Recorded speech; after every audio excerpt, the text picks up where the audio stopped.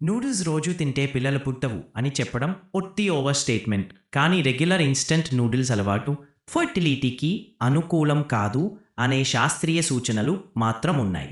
నిజమేమిటి?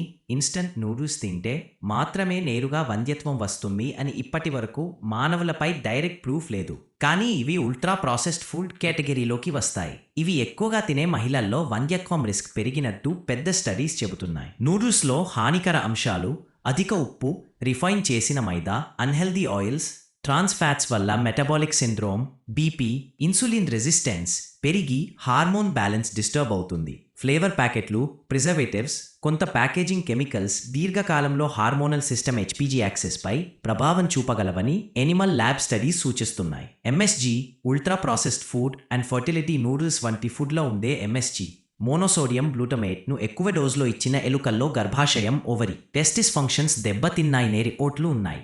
మగవారిలో ఉల్ట్రా processed food ఎక్కువగా తినేవారిలో వీర్య quality దెబ్బతిన్నట్టు కొత్త స్టడీస్ చెబుతున్నాయి. ఎందుకు రోజు నూడిల్స్ ప్రమాదం? రోజు లేదా వారానికి పలుసార్లు ఇన్స్టంట్ నూడిల్స్ తిన్నా పోషకాహారం, ప్రోటీన్, విటమిన్లు, మినరల్స్ తగ్గిపోతుంది. పూర్ న్యూట్రిషన్ స్వయంగా ఫర్టిలిటీకి మైనస్. బరువు పెరగడం, పీసీఓఎస్, ఇన్సులిన్ రెసిస్టెన్స్, బీపీ వంటి సమస్యలు రావటం ద్వారా గుడ్ల, వీర్య క్వాలిటీ తగ్గే అవకాశాలు పెరుగుతాయి. నూడిల్స్ అంటే పిల్లలు పుట్టవు అని కాక ఇలా ఫ్రేమ్ చేస్తే సైన్స్కి దగ్గరగా ఉంటుంది. ఉల్ట్రా ప్రాసెస్డ్ ఫుడ్స్, నూడిల్స్ లాంటి వాటిని రోజు తింటే హార్మోన్లు డిస్టర్బ్ అయ్యి ఫర్టిలిటీ బలహీనపడే ప్రమాదం ఉంది అనే మెసేజ్.